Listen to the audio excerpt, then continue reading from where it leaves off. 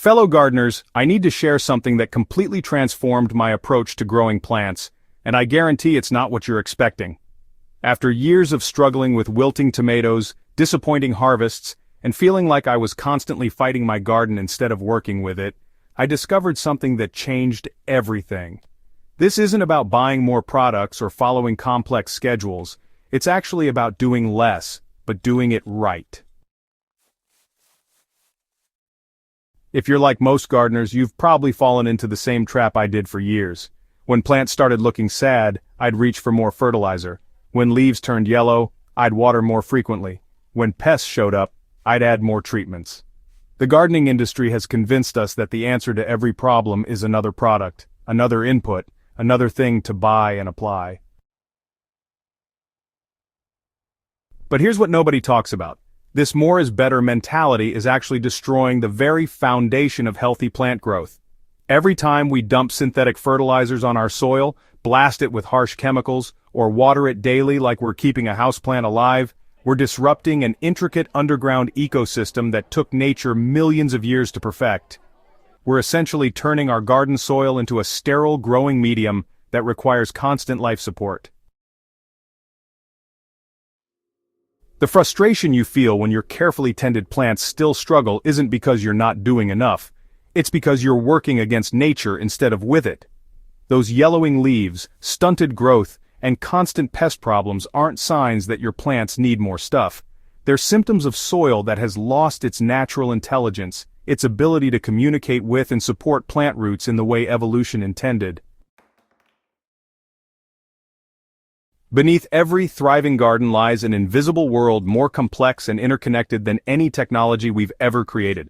The soil microbiome, a vast network of bacteria, fungi, protozoa, and countless other microorganisms, functions kind of like the internet of the plant world. These microscopic partners form symbiotic relationships with plant roots, trading nutrients for sugars, protecting against diseases, and even communicating chemical messages between plants. When this underground ecosystem is healthy and balanced, magic happens. Plants become remarkably resilient, able to access nutrients from deep in the soil profile, resist diseases naturally, and even warn their neighbors about incoming pest attacks. The soil itself becomes a living sponge, holding moisture when plants need it and draining efficiently to prevent root rot. This is what gardeners call living soil. And honestly, it's the secret behind every truly spectacular garden you've ever admired. Unfortunately, modern gardening practices systematically destroy this delicate web of life. Synthetic fertilizers are like junk food for plants. They provide a quick nutrient hit but bypass the natural trading relationships that build soil health over time. Constant tilling tears apart the fungal networks that transport nutrients across vast distances underground. Overwatering creates anaerobic conditions that kill beneficial microbes and promote harmful pathogens. Even well-meaning organic gardeners often unknowingly disrupt this system by applying too much of good things at the wrong times. The result is soil that looks like dirt but functions more like sand, unable to hold nutrients, lacking the biological diversity that creates natural disease resistance, and, honestly, requiring constant inputs just to grow mediocre plants. This is why so many gardeners feel like they're working harder each year for worse results. They're fighting the symptoms while ignoring the root cause. After years of studying permaculture, soil science, and observing how plants thrive in natural ecosystems, I developed what I call the soil sink hack. It's embarrassingly simple, costs almost nothing, and works by restoring the natural communication pathways between your plants and soil microbes. Instead of feeding plants directly, we feed the soil community and let them do what they've been doing successfully for millions of years. The hack consists of two components that work in perfect harmony. First, we create what I call microbial tea, not the trendy compost tea you might have heard about, but a specific mixture that focuses on introducing diverse beneficial microorganisms back into depleted soil.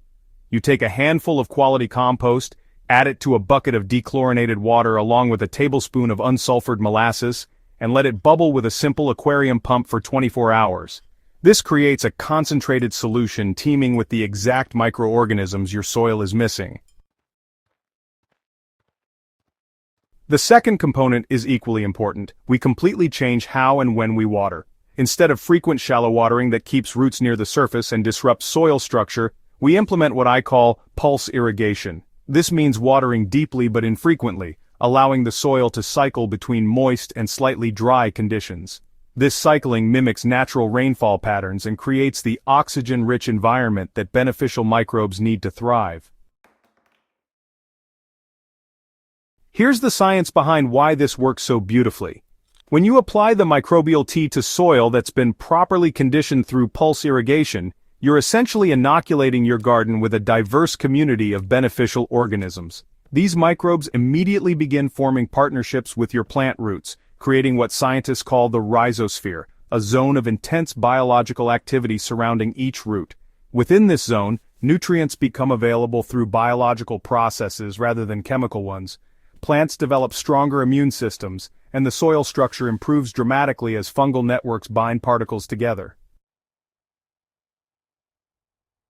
The results of implementing the soil sink hack are both immediate and long-lasting, though they manifest in ways that might surprise you. Within the first week, you'll notice that your soil stays moist longer between waterings, even during hot weather. This happens because the rebuilding microbial community creates what soil scientists call aggregate stability. Essentially, the soil particles clump together in a way that creates tiny reservoirs for water and air.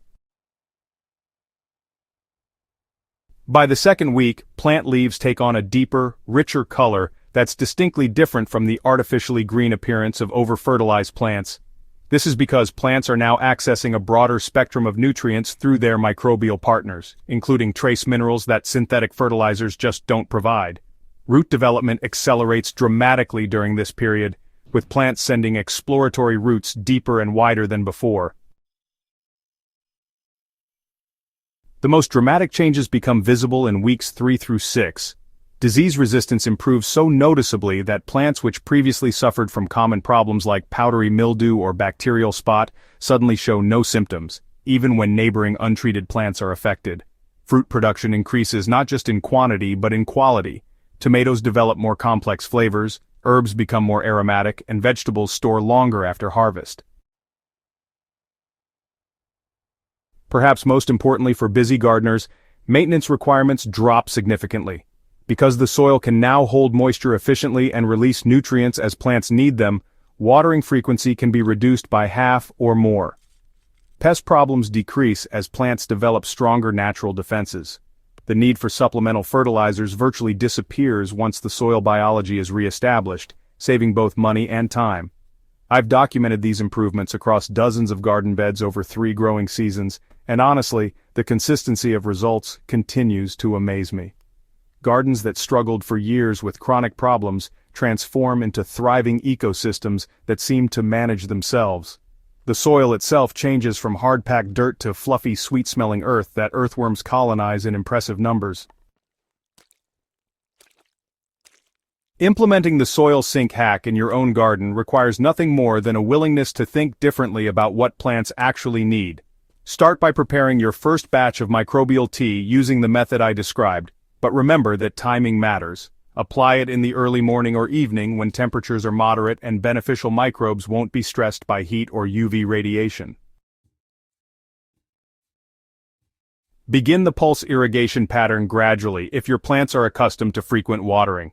Instead of daily watering, move to every other day, then every third day, allowing the soil to guide you. Stick your finger 2 inches deep. If it's moist, wait another day. If it's approaching dry, water deeply until you see runoff, then wait again.